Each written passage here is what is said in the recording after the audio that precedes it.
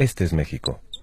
En los últimos años, ha vivido graves escenarios de violencia que han dejado miles y miles de muertos y desaparecidos.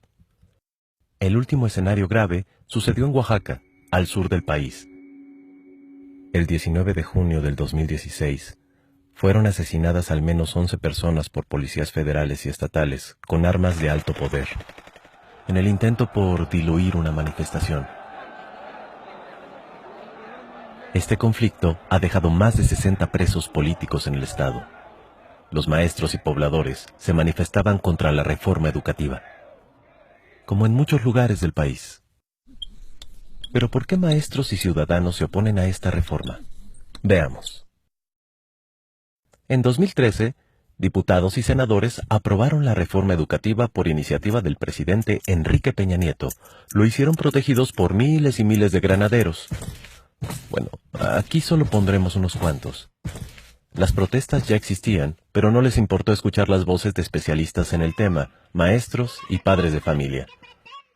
¿Para quiénes entonces estaban realizando la reforma? Es muy claro, las voces que sí escucharon provenían de grupos empresariales como Mexicanos Primero y la Organización para la Cooperación y el Desarrollo Económico, el Club de los Países Ricos. Uno de los pilares de la reforma educativa es la evaluación a los maestros por lo menos cada 4 años. Esta evaluación pretende medir la idoneidad del maestro. Pero no toma en cuenta grado académico y experiencia, la calidad humana con los alumnos, ignora las diferencias culturales y socioeconómicas del país, por ejemplo, entre un maestro de un municipio de Nuevo León o un maestro rural en la Sierra de Puebla. El examen, además de largo y antipedagógico, está compuesto en su mayoría por preguntas sobre reglamentos y procedimientos burocráticos, y no por contenidos académicos. La verdad es que uno de los grandes objetivos de la reforma educativa es someter a los trabajadores de la educación arrebatándoles su estabilidad en el empleo, con el pretexto de mantener solo a los maestros idóneos. La renuncia provocada y el despido masivo echará a la calle a decenas de miles de educadores. Pero, ¿quién evalúa a los maestros? Enrique Peña Nieto impulsó la reforma educativa. Sí, quien difícilmente se sabe las capitales de los estados, creía que Benito Juárez estaba vivo en 1969 y que no puede citar los 3 libros que marcaron su vida. Este hombre, preocupado por la educación, tiene la facultad de nombrar al Consejo Directivo del Instituto Nacional de Evaluación Educativa. El INE, que evalúa a los maestros, es opaco y propenso a la corrupción. La evaluación que aplicará permitirá controlar y vigilar a los maestros al decidir su permanencia en el empleo. Los nuevos maestros serán despedidos sin responsabilidad para el gobierno, pues la ley deja fuera a tribunales de conciliación y arbitraje. Es decir, nadie podrá defender a los trabajadores de la educación que ya no contarán con los elementos más básicos de protección laboral. ¿A quién pretende controlar la reforma? Pues a maestros como los de Oaxaca, Guerrero, Chiapas, Michoacán, entre otros estados, que han luchado por años para poder elegir democráticamente a sus representantes y mantener su independencia del gobierno. Ellos se organizan en la Coordinadora Nacional de Trabajadores de la Educación, la CENTE, con C, y que por supuesto se oponen a la reforma.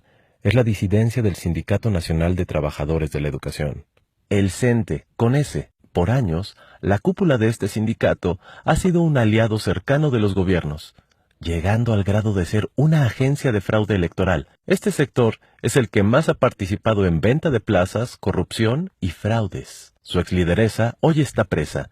Este gremio, como es obvio, sí está de acuerdo con la reforma educativa. Los maestros de la CENTE se oponen porque además abre las puertas a la privatización de la educación pública. Esta reforma plantea la autonomía de gestión. Con este término, el gobierno pretende que los padres de familia tengan la responsabilidad de atender problemas administrativos de las escuelas, que siempre ha sido una obligación gubernamental, como el pago de agua y luz, descomposturas y materiales, además de otorgarles atribuciones de vigilancia sobre los maestros. Todo esto bajo el liderazgo del director. También alienta el entrometimiento de empresas en las escuelas públicas. No es exagerado decir que la complicidad de empresarios con gobiernos corruptos, como los que tenemos, harán de la educación un jugoso negocio a costa de los padres de familia. Para nadie es un secreto la gran crisis del sistema educativo mexicano. Este sistema está formado por autoridades educativas, infraestructura, maestros, alumnos, programas de estudio y materiales. De todos estos componentes, el gobierno y los medios de comunicación han fabricado a un solo culpable de esta crisis: los maestros. Pero en México se siguen implementando planes de estudio de hace 15 años. Desde que se impuso la reforma, no se habla de estrategias pedagógicas o invertir en ciencia y tecnología.